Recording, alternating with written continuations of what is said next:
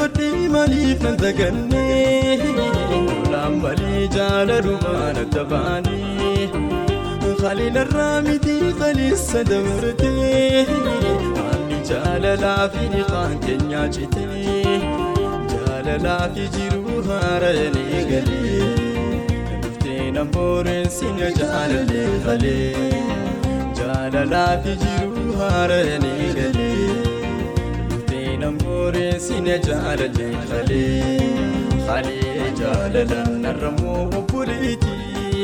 Amboo murramii firummaame maal qabdi Jeetiin dadaan addaanuu murteessee Ammeenya keetii sirraa na fageesse